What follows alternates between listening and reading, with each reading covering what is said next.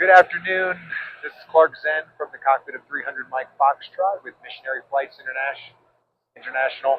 And I have with me in the cockpit, obviously, Ray Osteich, our fearless captain, flying for me right now. But our special guest for the day is Tom Rushton, and he's with Friends of Fort Liberté, one of the missions we serve down in Haiti. And we can't wait to hear a little bit about what he does for Friends of Fort Liberté and a little bit about that mission. So without further ado, I'll turn it over to Thomas. Mark, Mark, thank you. So, when I was in West Virginia, and actually, let me start before, many decades before, I was going to Ecuador doing medical missions. A variety of things happened in my life that ended. And when I was in West Virginia, I had an opportunity to go to Maui, Haiti. It was the first time I was in Haiti. Uh, it showed me the needs, but that particular project really wasn't going to jive with my skill set being a physician, specifically an infectious disease physician. Uh, I met people at the church I was attending, and they told me that they had a regularly scheduled uh, program of missions to Fort Liberté, Haiti, and they uh, work with Ostradazni and Jerusalem Church. And so I said, well, we've actually got some boots on the ground. We have infrastructure there.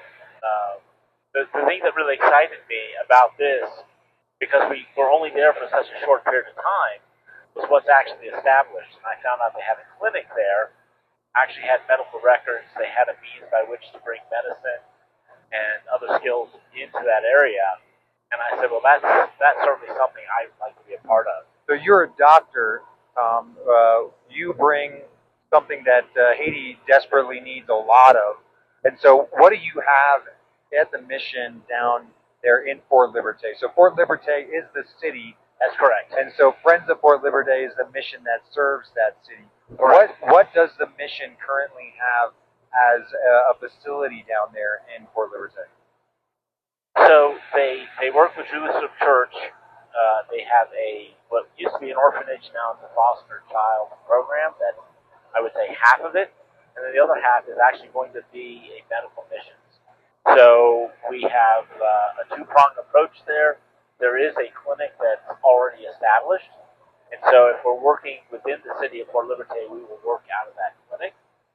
It does have some laboratory services. It has social services. So it can be rather comprehensive.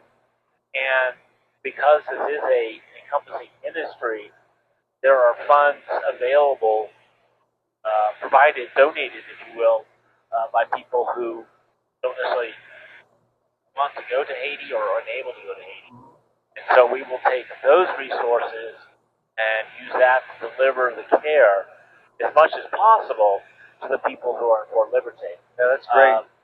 At times, if we have enough, we'll actually do satellite clinics, which are going to be more open air, usually based with one of the church plants from Jerusalem Church, so we can minister to those people as well.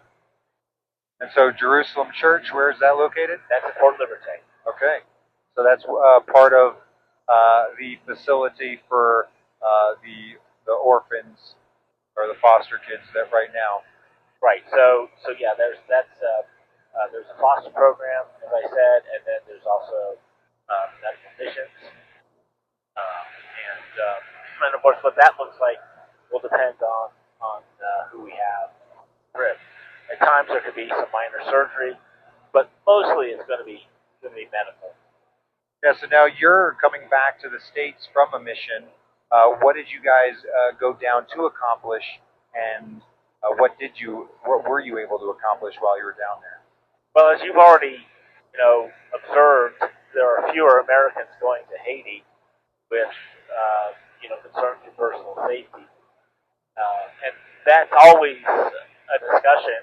And there's certainly been times where the church there has said, "Yeah, we can't have you come," but thankfully, the last, at least for 2024, 2025, we've not had any issues. We've been able to get there. And so one of the things I really want to establish is that ongoing continuity. Unfortunately, very few teams are going, and so I think we're basically the only team that's, we were there in March, here again in October, and I don't believe anybody else has been there in the interim. And so one of the things we wanted to accomplish was reestablish contact with our patients and reestablish them taking medications for chronic medical conditions such as high blood pressure, diabetes, and similar conditions. That might include seizures. The list goes on.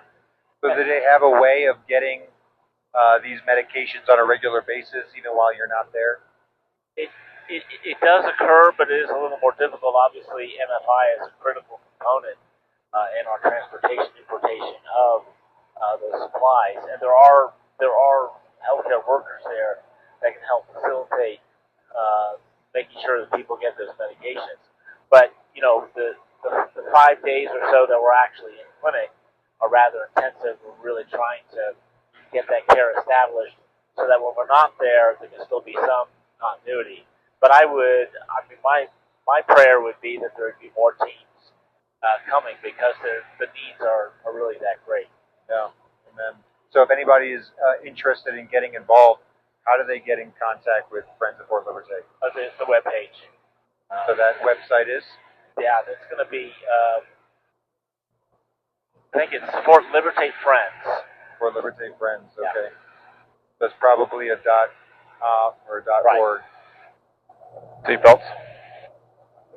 All right, getting a little bit of bumps here. Well, Tom, what kind of practice do you have back in the States?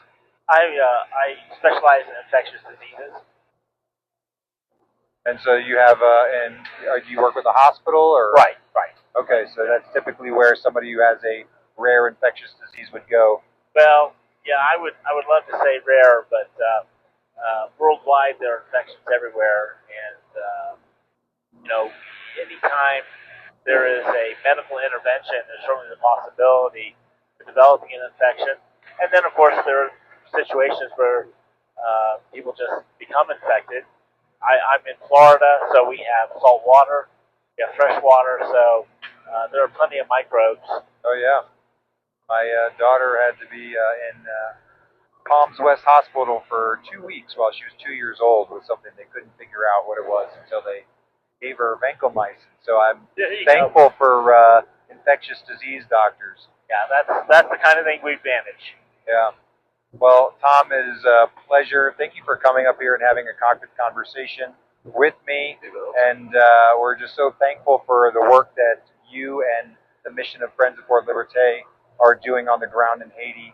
And we're going to continue to pray for just a turn in Haiti for God to move in a mighty way and for peace and order to be restored to that nation.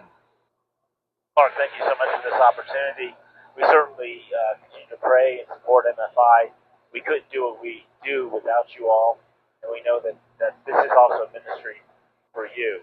So again, our thanks, and with the fact that we're dealing with Hurricane Melissa right now, one of the things I learned is just how many people there are praying for all of us in this endeavor. Amen.